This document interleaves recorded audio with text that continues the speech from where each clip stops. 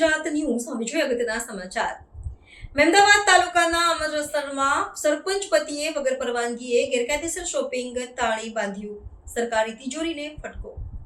ગેરકાયદેસર બાંધકામ એ સાવ સામાન્ય વાત થઈ ગઈ છે, પણ ખુદ જે વ્યક્તિ આમ જનતાના વિકાસના કામો કરવા માટે ચૂંટ્યા હોય તેવી વ્યક્તિના પરિવારજનો જ જ્યારે ગામનો વિનાશ નોતરવા બેસે તો તેને કોણ પહોંચી શકે।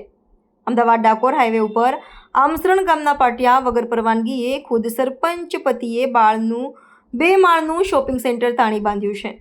સરપંચ પતિએ તેના માટે કોઈપણ જાતની પરવાનગીઓ લીધી નથી, જે બાબતે અરજીઓ તેમજ આરટીઆઈ થતાં આ આખું કૌભાંડ બહાર આવ્યું છે। અમદાવાદ ડાકોર મુખ્ય હાઈવે ઉપર મેસો નદીના કિનારે આમસરણ ગામના પાટીએ હાલના સરપંચ પતિ દ્વારા રસ્તાનું માર્જિન છોડ્યા વગર તેમજ જમીન એને કરાવ્યા વગર 2 માળનું ગેરકાયદેસર શોપિંગ સેન્ટર તાણી બાંધ્યું છે। આમસરણ ગામની બ્લોક નંબર 117 વાળી જમીન ઈશ્વરભાઈ, ગેમાભાઈ વગેરેના નામે ચાલે છે। તે જમીન નોટરી વકીલ દ્વારા પાવર ઓફ એટર્નીથી ગોપાલભાઈ ભરવાડને આપી છે।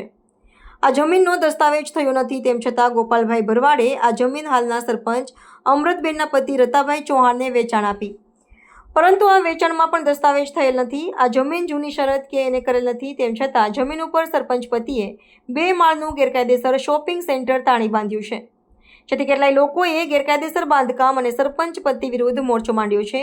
જ્યાં ગેરકાયદેસર શોપિંગ સેન્ટર બાંધવામાં આવ્યું છે તે જગ્યાને એને કરાવી નથી, માટે સરકારી તિજોરીને પણ સરપંચ પતિએ ફટકો માર્યો છે। તો આ shopping centre Ahmedabad Dakor highway touch બનાવવામાં આવ્યું છે। સરપંચ પતિએ રોડનું માર્જિન પણ છોડ્યું નથી। આ 2 માળના ગેરકાયદેસર શોપિંગ સેન્ટરમાં અગ્નિશામક સાધનો પણ નથી, તેમજ સરપંચ પતિએ પોતાની પત્ની સરપંચ હોવાનો ખોટો ફાયદો ઉઠાવી ગેરકાયદેસર બાંધકામ તાણી બાંધ્યું હોવાથી સરપંચને પણ તેમના પદેથી દૂર કરવા અને ફરીથી સરપંચની ચૂંટણી કરવા ગામમાં માંગ ઉઠી છે। આમસરણના સરપંચ પતિ અગાઉ ઘણા વિવાદોના મધપુડા છંછેડી ચૂક્યા છે। ગેરકાયદેસર બાંધકામ સિવાય સરકારી કામોમાં કટકી કરી એટલે કે કોન્ટ્રાક્ટર જોડેથી ટકાવારી લેવાના ઘણા આક્ષેપો સરપંચ ઉપર થઈ ચૂક્યા છે।